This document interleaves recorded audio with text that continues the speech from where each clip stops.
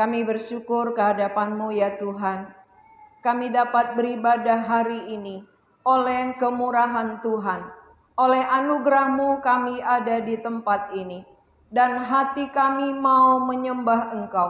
Karena Engkaulah Allah kami yang layak kami sembah dan kami mulia. Kami mempersiapkan diri kami di hadapan-Mu. Supaya hati kami mendapat tempat untuk kebenaran firman-Mu. Sehingga ketika firman ditabur, firman-Mu boleh bertumbuh di dalam diri kami. Menjadi iman kami. Sehingga saudara-saudara kami yang belum sampai kepada keyakinan, mereka boleh percaya sepenuhnya kepadamu. Dan yang sudah meyakini Engkau boleh bertumbuh di dalam iman. Terima kasih Tuhan, kami siap mendengar firman-Mu. Dalam nama Tuhan Yesus kami berdoa. Amin. Jemaat dipersilakan duduk kembali. Mari kita membaca dari Markus pasal yang ke-6 ayat 45 sampai 52. Injil Markus pasal 6 ayat 45 sampai 52. Kita akan baca secara responsoria. Markus 6 ayat 45 sampai 52.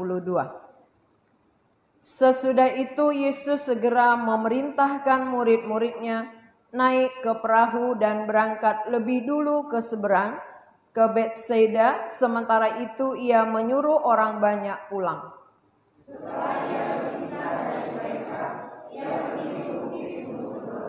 Ketika hari sudah malam, perahu itu sudah di tengah danau, sedang Yesus tinggal sendirian di darat.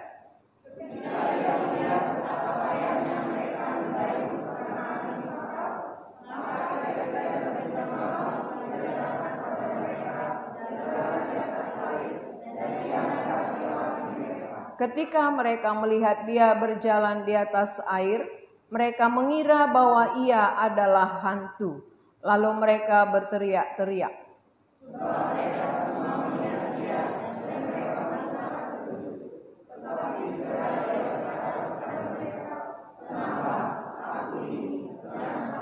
Lalu ia naik ke perahu mendapatkan mereka, dan angin pun redalah. Mereka sangat tercengang dan bingung.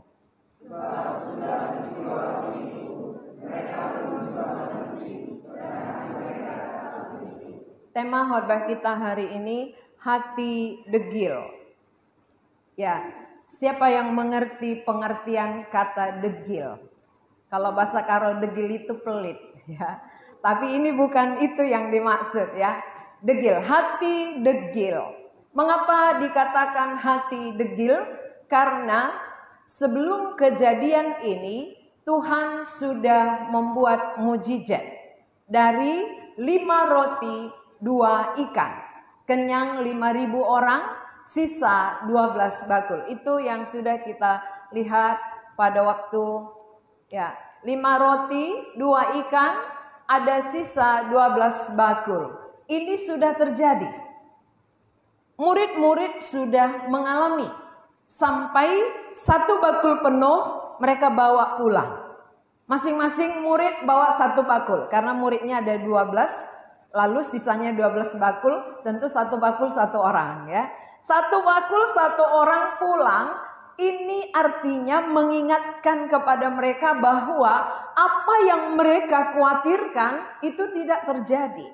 Malah lebih banyak sisanya daripada awalnya. Awal hanya 5 roti 2 ikan, sisanya jadi 12 bakul penuh. Maka pemikiran manusia jauh berbeda dengan apa yang Allah pikirkan. Konsep manusia berbeda dengan pikiran Allah. Jauh sekali, bertolak belakang. Maka ketika dia mengajar murid-muridnya, dia mengadakan banyak sekali mujizat. Banyak sekali tanda-tanda ajaib. Apa tujuan Tuhan mengadakan mujizat ini? Supaya melalui perbuatan-perbuatan Tuhan yang di luar logika, Ini dapat membuka mata mereka untuk mengerti, menyadari bahwa yang melakukan ini adalah Allah. Itu yang Tuhan Yesus mau capai. Mujizat-mujizat diperlihatkan kepada para muridnya di tengah-tengah orang banyak supaya murid ini belajar. Karena murid ini yang mau dibentuk, dididik ya. Supaya murid ini bisa mengenal dengan jelas siapakah Yesus. Kalau mereka sudah mengenal dengan jelas, maka mereka mampu memberitakan kepada orang lain. Tapi kalau pada diri mereka sendiri nggak jelas, mereka akan bimbang bagaimana dia bisa menyampaikan. Bagaimana dia bisa menceritakan yang dia sendiri masih bimbang dan ragu. Jadi saudara-saudara, kita melihat bahwa perbuatan-perbuatan Tuhan, mujizat-mujizat bukan 1-2 kali dilakukan Yesus, tapi banyak kali. Berulang-ulang mujizat dilakukan oleh Tuhan Yesus untuk membuka mata hati murid, ternyata hati mereka tetap dekil. Membuka mata hati kita, tapi hati kita tetap dekil. Saudara perhatikan baik-baik. Apa yang Tuhan mau capai melalui perbuatan-perbuatan yang hebat. Apa yang Tuhan mau capai di dalam kehidupan kita melalui perbuatan-perbuatan yang di luar logika, pikiran, pandangan kita bisa dikerjakan oleh Tuhan. Yang dia mau capai supaya ada takjub melihat kuasa Tuhan. Supaya ada rasa yakin akan siapa Yesus. Kalau orang lain gak akan bisa mengerjakan ini. Kalau orang biasa tidak mungkin dari 5 roti bisa sisa 12 bakul. Gak akan bisa. Gak cukup ya. 5 roti 2 ikan untuk makan 5.000 orang jauh sekali. Maka murid-murid katakan, dari mana kita membeli makanan yang sebanyak itu untuk orang yang sebanyak ini? Tak masuk akal. Apa yang tak masuk akal dilakukan oleh Tuhan Yesus. Supaya mereka mengerti bahwa Yesus itu memang di luar akal. Jadi jangan kira bahwa Yesus itu di bawah akal kita, di bawah logika kita, di bawah konsep kita. Sehingga kalau tidak sesuai dengan akal dan logika kita, lalu kita katakan, aku tidak percaya. Aku tidak yakin. Karena gak sesuai dengan logikaku, gak sesuai dengan pola pikirku. Justru itulah Allah. Allah itu di atas logika. Allah itu di atas pola pikir kita karena dia yang menciptakan pikiran manusia. Maka dia yang mengendalikan pikiran kita. Pikiran kita harus tunduk kepada Allah. Bukan Allah tunduk kepada pikiran kita. Seringkali kita mau menundukkan Allah di bawah pikiran kita yang kecil ini. Sempit ini. Tidak mungkin sampai kapanpun. Pikiran kita, otak kita adalah buatan Tuhan, karya Tuhan. Sehingga karya Tuhan harus tunduk kepada penciptanya. Nah saudara-saudara, ini baru kejadian. 5 roti 2 ikan baru terjadi. Di depan mata mereka, disaksikan mereka, dialami mereka. Lalu bawa pulang masing-masing 1 bakul penuh. Tapi ketika mereka pulang duluan, pergilah duluan, saya mau sendirian, saya mau berdoa dulu. Kan itu yang dikatakan Yesus kepada murid. Waktu mereka pulang duluan naik perahu, tiba-tiba ada angin sakal. Ada angin sakal, saudara. Ya, kita melihat apa yang terjadi waktu murid-murid berjalan. Ini malam ya, malam hari. Ketika mereka berjalan di sini Tuhan Yesus nggak ikut karena Tuhan Yesus katakan duluan, aku mau berdoa dulu. Ketika mereka di tengah jalan dari kejauhan waktu Yesus berdoa, dia melihat mereka. Bukan dia nggak tahu apa yang terjadi. Dari kejauhan Yesus melihat mereka. Kalau Yesus nggak melihat, nggak mungkin dia datang. Gak mungkin dia menolong. Kalau Yesus tidak melihat, tapi dari kejauhan Yesus melihat mereka. Ya, kita lanjut. Bahwa mereka sedang payah mendayung perahu karena angin sakal. Lalu Yesus datang. Dia nggak pakai perahu, saudara. Murid-murid disuruh naik perahu. Yesus tidak naik perahu, tapi jalan kaki. Luar biasa ya. Tuhan Yesus jalan kaki di atas air, di atas danau. Siapa yang pernah berjalan di atas danau? Ya, tenggelam ya. Bahasa Karonya gedap. Kalau kita berjalan di atas danau, kita akan tenggelam. Tapi Tuhan Yesus, karena dia pemilik danau, pencipta danau, dia bisa berjalan di atas danau. Jadi saudara masih ragu bahwa dia adalah Allah? Enggak ya? Enggak salah lagi. Enggak salah. Sampai sekarang ragu terus gitu. Omongannya enggak ragu tapi faktanya enggak ada gitu. Kalau memang enggak ragu kan kita enggak ragu lagi, serahkan hidup kita sepenuhnya diatur oleh dia, dikuasai oleh dia, diarahkan oleh dia, dipimpin oleh dia. Itu artinya enggak ragu. Tapi kalau kita masih mau memimpin diri sendiri, itu namanya ragu. Tuhan, aku yang lebih pintar sedikit Tuhan. Nah, Tuhan gak ngerti ini. Tuhan gak tahu persoalanku ini. Berat kali Tuhan. Iya, seolah-olah kita lebih tahu kita berat daripada Tuhan ya. Tuhan, kau gak ngerti perasaanku ini Tuhan. Gitu ya. Oh iya ya, siapa pencipta perasaan kata Tuhan? Siapa yang menciptakan hati? Siapa menciptakan semuanya? Lalu kita katakan, Tuhan. Siapa yang lebih pintar, lebih mengetahui semuanya? Tuhan, tapi aku aja Tuhan yang ngatur. Iya, aku tahu engkau memang tahu segalanya, tapi untuk saat ini aku aja yang ngatur. Nah, inilah dari kejauhan Yesus melihat kesusahan mereka. Jadi jangan kira Tuhan jauh gak tahu dia ya.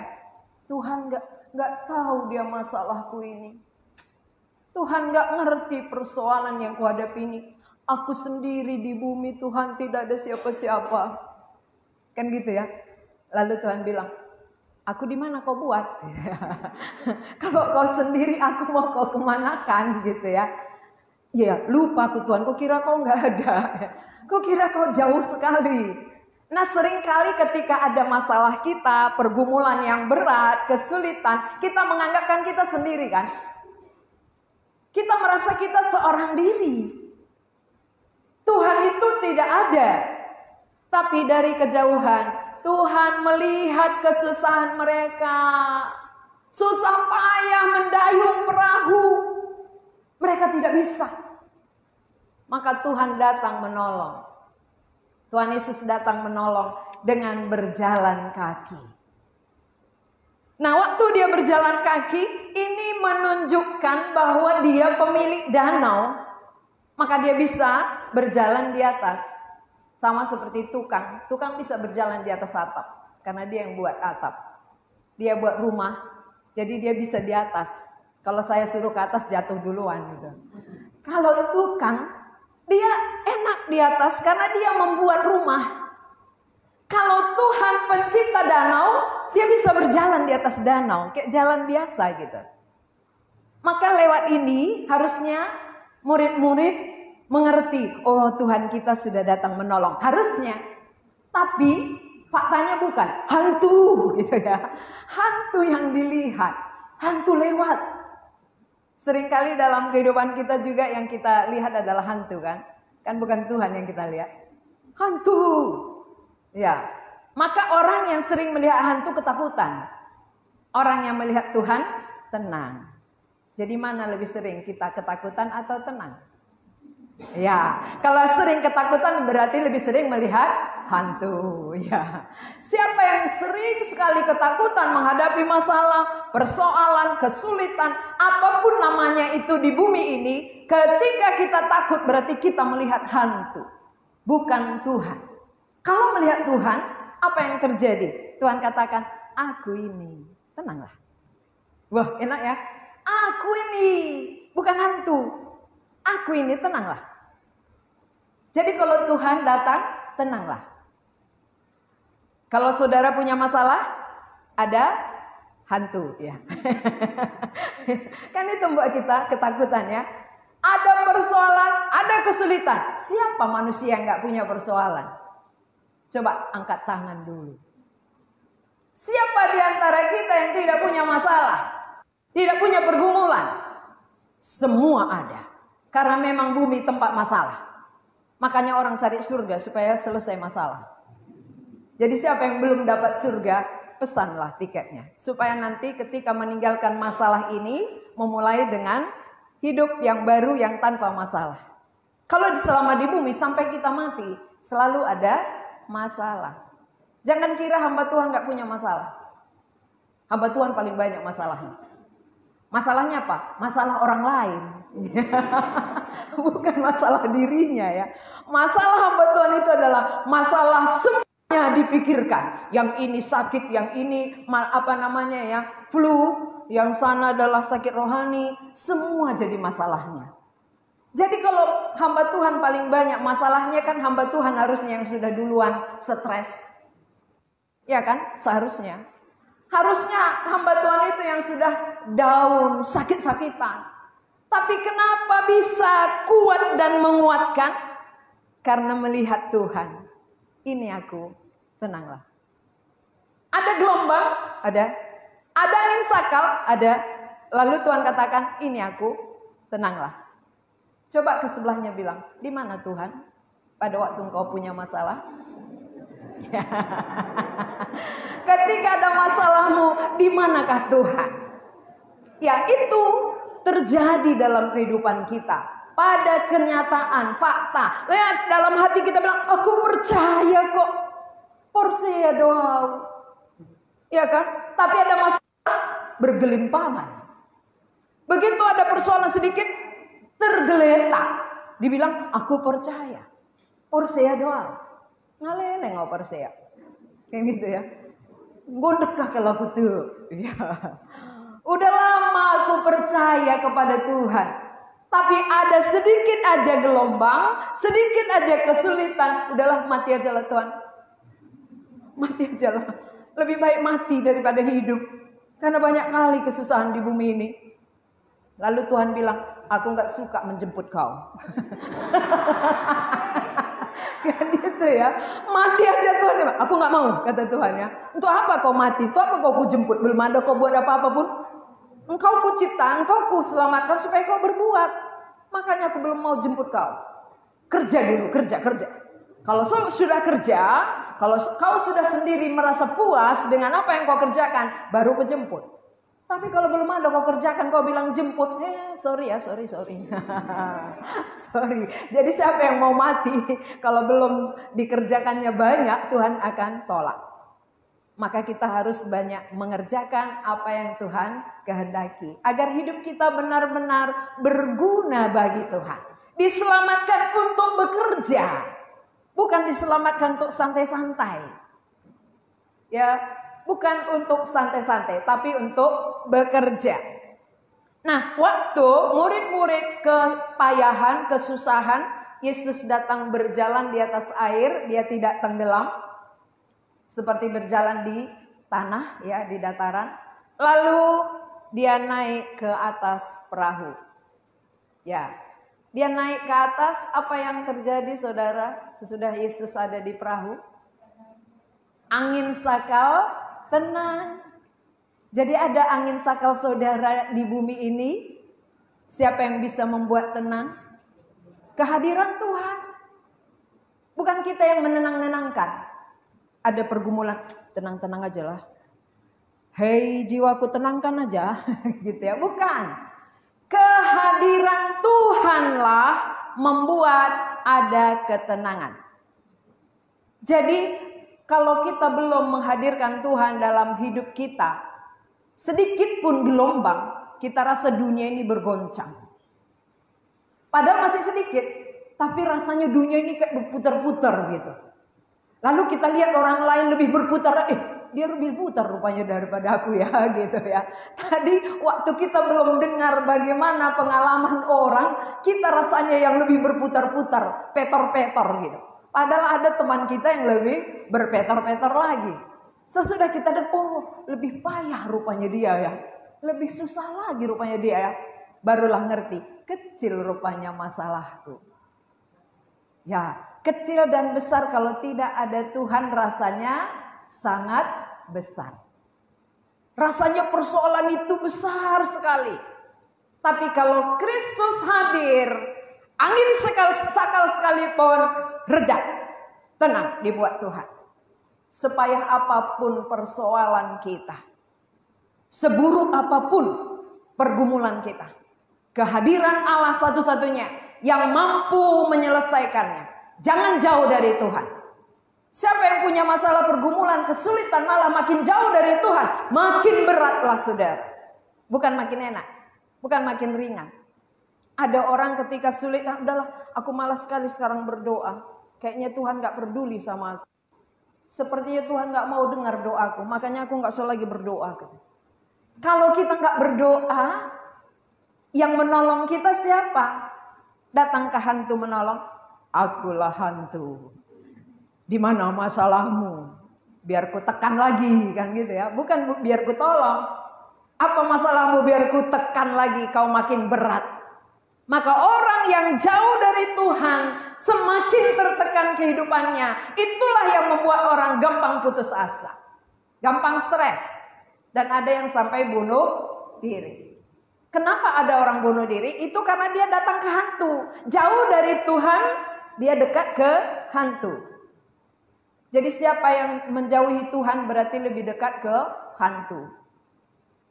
Bilang sebelahnya, kau lebih dekat ke hantu atau ke Tuhan?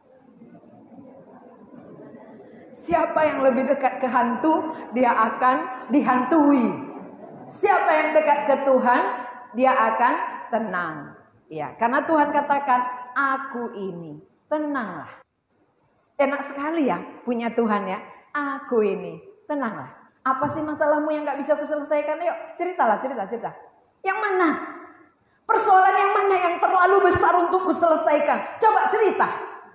Coba siapa yang mampu cerita? Oh ini gak mampu Tuhan selesaikan. Terlalu berat gitu. Ada? Tidak ada yang terlalu sulit bagi Tuhan. Seberat apapun masalah yang kita hadapi, hanya Tuhan jawaban. Bukan di luar Tuhan. Semakin kita menjauhkan dari Tuhan, muka kita semakin kering, hati kita semakin tertekan, jiwa kita juga kering. Kalau jiwa kita enggak diairi oleh air kehidupan, bagaimana jiwa segar? Kalau seseorang enggak segar, bagaimana dia bisa tersenyum? Gak bisa. Makanya kalau kita jumpa dengan orang yang jiwanya gak diisi oleh firman Tuhan, gak diairi oleh kebenaran, tegang sekali. Iya kan? Apa kau lihat di situ? Mataku pun dua. Kau sudah lihat kali. Sok kali. Padahal orang gak bilang apa-apa. Karena di sini gak beres. Jadi semua rasanya gak beres. Hati gak beres. Menganggap orang lain semuanya gak beres. Tapi kalau hati beres, semua yang lain dianggap beres. Kuncinya di situ. Ketika hubungan kita terganggu kepada Allah, maka kita anggap semua orang lain gak benar. Tapi saat hubungan baik dengan Allah, semua rasanya orang mendukung kita, tersenyum. Jadi siapa merasa hari ini tidak ada yang mendukung dia, tidak ada yang peduli dia hidup sebatang kara, ya kan? Berarti dia sedang menjauh dari Tuhan. Dia tidak mau diairi oleh air kehidupan yang menyejukkan jiwanya. Tapi kalau kita diairi kapan saja, di mana saja, kita tetap segar. Karena Allah gak pernah meninggalkan kita. Waktu banyak persoalan kita, apakah Allah tinggalkan? Ketika banyak persoalan, aku gak di situ ya. Aku gak mau tahu itu ya. Situ kau sendiri. Adakah Allah seperti itu? Enggak. Ketika ada masalah, ketika ada berkat, ya ingat ya, kita kan waktu diberkati baru puji Tuhan, ya kan itu ya. Puji Tuhan, aku diberkati, rezeki tambah. Tapi waktu masalah datang, Tuhan di manakah engkau? Engkau kok sampai hati Tuhan meninggalkan aku sendiri. Kau biarkan aku seperti ini. Engkau tidak adil Tuhan. Lalu Tuhan bilang apa? Memang kau lebih adil dari aku. Ya, kau lebih adil dari aku ya. Kau tidak mengasihi aku, kita bilang ya. Lalu jawab Tuhan apa? Kau lebih mengasihi aku. Benar? Kalau kita berani katakan kepada Tuhan, Tuhan engkau tidak sayang padaku. Lalu kalau Tuhan tanya, apakah engkau sayang padaku? Apa jawaban kita? Ya, itu pertanyaannya kepada Yohanes ya. Waktu Yohanes pergi menjala ikan sesudah Yesus mati dan bangkit, dia menjala ikan. Maka Tuhan Yesus bertanya, Yohanes, apakah engkau mengasihi aku? Sorry. Oh berarti nggak ngantuk. Ya, nggak ngantuk, masih tahu salah ya. Inilah jemaat yang bagus ya. Kalau jemaat yang ngantuk ngengge aja, salah pun iya gitu ya. Ya Petrus, waktu Petrus menjala, lalu Tuhan Yesus tanya, Petrus, apakah engkau mengasihi aku? Iya Tuhan, aku mengasihi engkau. Tapi dia menjala ikan. Dia bilang, ya aku mengasihi engkau. Maka kedua kali ditanya, Petrus, apakah engkau mengasihi aku? Ya Tuhan, aku mengasihi engkau. Baru ketiga kali, Petrus, apakah engkau mengasihi aku? Baru dia bilang apa? Engkau tahu segala sesuatu, kan gitu ya. Engkau tahu segala sesuatu Tuhan. Engkau tahu bahwa aku mengasihi engkau. Maksudnya seringkali kita pun seperti Petrus. Kita bilang aku mengasihi Tuhan, padahal kita yang menjauhkan diri dari Tuhan. Aku mengasihimu Tuhan, tapi dalam praktek sehari-hari kita menjauhi Tuhan, menjauhi persekutuan, menjauhi ibadah. Apa buktinya? Maka keluar lagi lagu baru saya. Ya kan? Mana buktinya? Mana buktinya? Kan Tuhan bukti yang perlu, bukan omong. Kalau omong doang nggak bayar pajak. Jadi semua orang bisa omong doang. Tapi Tuhan perlukan adalah bukti. Bukti orang mengasihi dia, taat kepadanya, mengasihi Tuhan dengan segenap hati. Itu mengasihi Tuhan. Kalau memang benar kita mengasihi dia, pasti kita melakukan firman-Nya dalam hidup kita. Aku mengasihi Engkau Yesus. Siapa yang berani nyanyikan? Yuk. Dengan segenap hatiku. Kalau sudah mengasihi Tuhan, nyanyi dengan saya. Dua ya. Aku mengasihi Engkau Yesus. Dengan segenap hatiku, aku mengasihi Engkau Yesus. Dengan segenap jiwaku. Teruskan.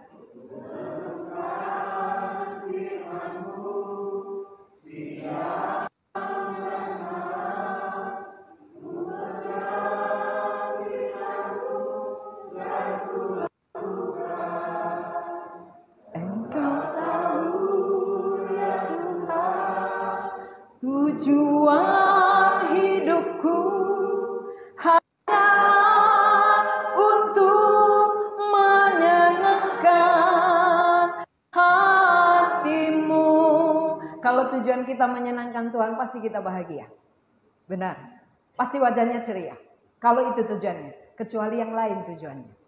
Kalau memang hati kita mau mengasihi Tuhan, hati kita menyenangkan Tuhan, pasti Tuhan memuaskan jiwa kita. Jiwa kita tidak akan kekeringan. Kita tidak akan merasa sendirian. Ya, kan hari ini ada 2 tenaga orientasi yang akan dilantik.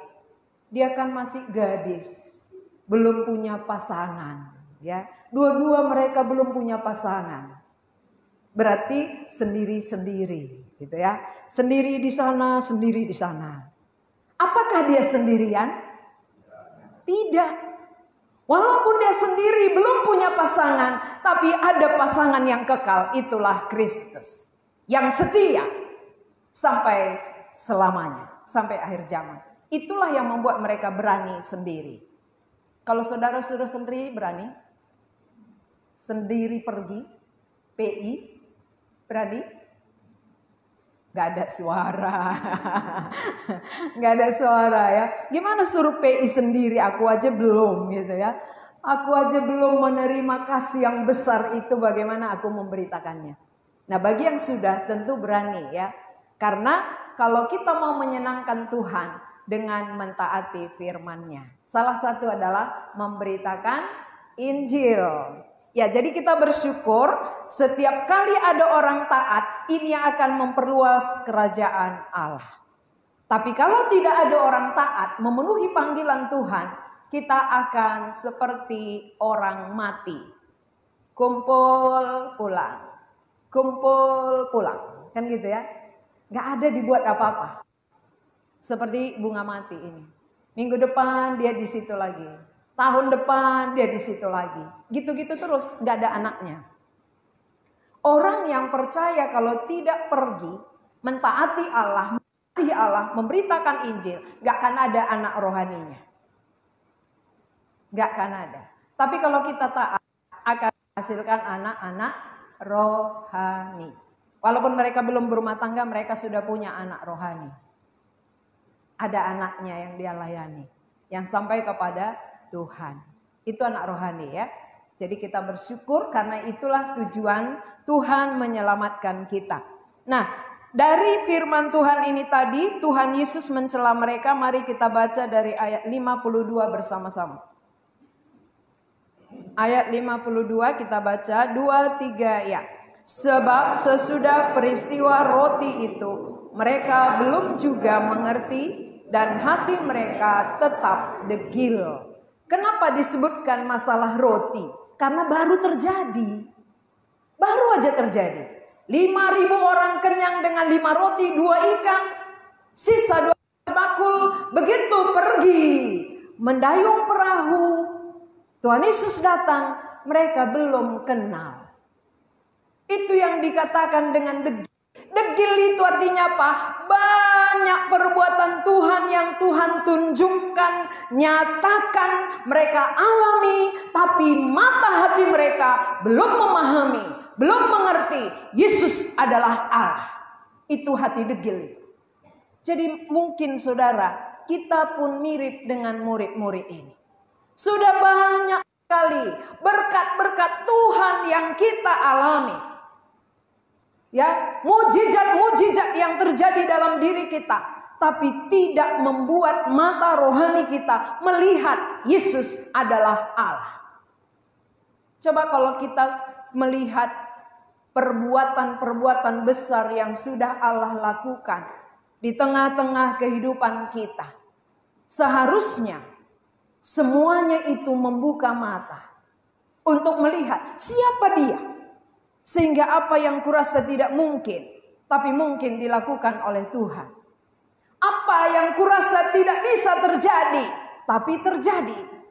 Ini artinya perbuatan-perbuatan Allah yang sudah kita alami bertujuan untuk membuka mata hati kita, melihat siapa Yesus.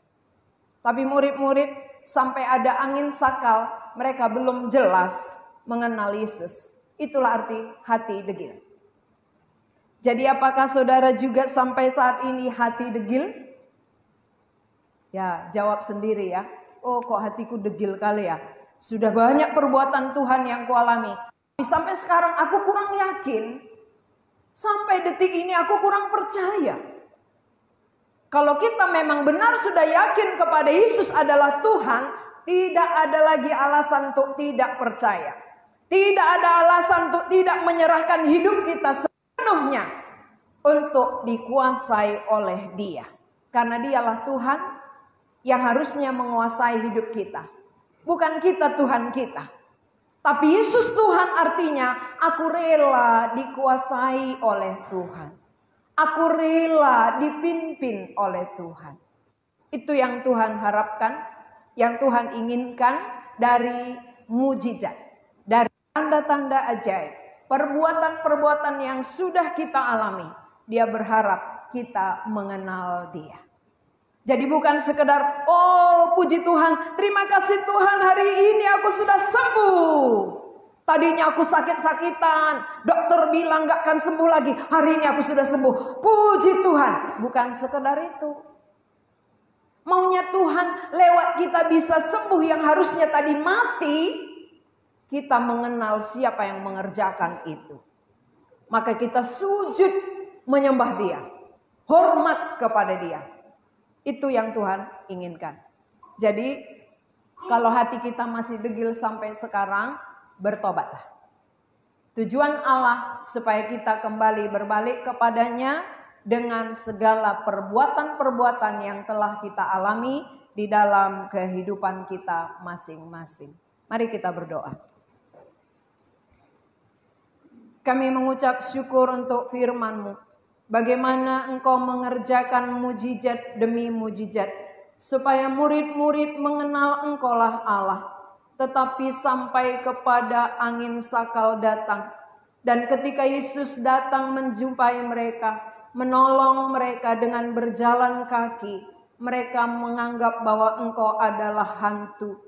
Tuhan, seringkali di tengah-tengah pengalaman kami hidup pun demikian.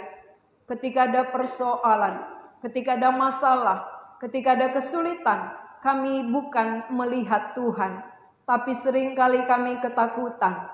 Seringkali kami merasa Engkau jauh dari kami. Ampuni kami ya Tuhan, karena Engkau mau supaya lewat perbuatan-perbuatan yang Engkau kerjakan di dalam diri kami mengenal Engkaulah Tuhan. Tidak ada yang sanggup melakukan seperti yang Tuhan Yesus lakukan. Terima kasih Tuhan, di dalam nama Yesus Kristus kami berdoa. Amin.